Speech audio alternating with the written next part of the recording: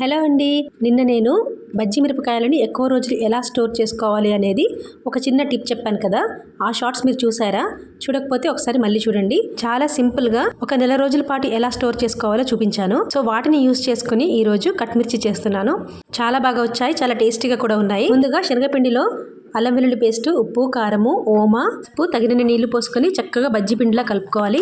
చూడండి, ఇవి frozen chillies నిన్న మీకు చూపించాను కదా. ఇవి ఇప్పటికీ కూడా చాలా ఫ్రెష్గా ఉన్నాయి. గట్టిగా ఉన్నాయి అనుకొని మీరు చేయడానికి వీలు కాదు అనుకోవచ్చు, కానీ చాలా ఈజీగా చేసుకోవచ్చు.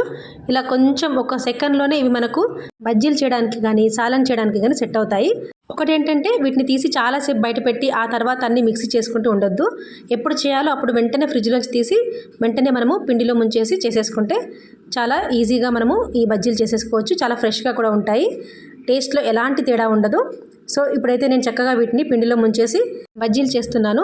అయితే కట్మిర్చి కోసం టాపింగ్గా కొన్ని ఉప్పు మిరపకాయలు చేయాలి కదా, వాటి కోసం పచ్చిమిర్చీలను బజ్జీలతో పాటే కలిపి ఫ్రై చేసుకుంటే మనకు టైం సేవ్ అవుతుంది కదా, అందుకని వీటితో పాటే కలిపి వేయించుతున్నాను. చక్కగా ఇలా మిర్చి బజ్జీలన్నీ ప్రిపేర్ చేసుకొని పక్కన పెట్టేసుకొని, అలాగే ఈ ఉప్పు మిరపకాయల కోసం వీటిని కూడా సపరేట్ చేసి పెట్టుకున్నాను.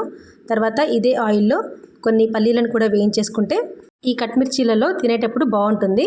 అయితే నూనె చాలా వేడిగా ఉంది కదా, వెంటనే తీసేసి పక్కన పెట్టేసుకోవాలి. ఇప్పుడు కట్మిర్చి కోసము మనం ముందుగా ఫ్రై చేసి ఉంచుకున్న బజ్జీలను చిన్న చిన్న ముక్కలుగా కట్ చేసి డబల్ ఫ్రై చేయాలి. డబల్ ఫ్రై చేస్తేనే ఈ కట్మిర్చికి మంచి టేస్ట్ వస్తుంది. వీటన్నింటినీ మళ్ళీ జాగ్రత్తగా వేడివేడి నూనెలో వేసి మళ్ళీ ఒకసారి డబల్ ఫ్రై చేసుకోవాలి.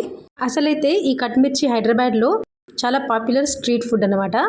అయితే మిర్చి బజ్జీలను ఇలా కట్ చేసి డబల్ ఫ్రై చేసి సర్వ్ చేస్తే చాలా ఇంట్రెస్టింగ్గా ఉంటుంది తినడానికి. పైన క్రిస్పీగా లోపల సాఫ్ట్గా బాగుంటాయి. కొన్ని చోట్ల వీటితో పాటు పచ్చడి కూడా ఇస్తారు. ఈరోజైతే ఈ కట్మిర్చితో నేను పైన కొంచెం చాట్ మసాలా చల్లేసి ఆనియన్స్ కూడా స్ప్రెడ్ చేసేసి ఇందాక ఫ్రై చేసి ఉంచుకున్న ఉప్పు మిరపకాయలని కూడా పైన మంచిగా సర్దేసి కొన్ని వేయించుకున్న పల్లీలను వేసి ఫైనల్గా కొద్దిగా నిమ్మరసం చుక్కల్ని ఇలా చల్లేస్తే పుల్ల పుల్లగా కారం కారంగా కొన్ని మిరపకాయలతో ఎక్కువ మంది తినేలాగా ఈ ఈవినింగ్ స్నాక్ రెడీ అయిపోతుంది. ఇలా మిర్చి బజ్జీ తినేసి మధ్య మధ్యలో ఈ ఉప్పు మిరపకాయని నంజుకుంటూ తింటే ఓహో సూపర్ కదా, నోట్లో నీళ్ళు వచ్చేస్తున్నాయి కదా. మీకు ఒక సీక్రెట్ చెప్పనా? నాకు కూడా అంతేనండి. Thank you for watching.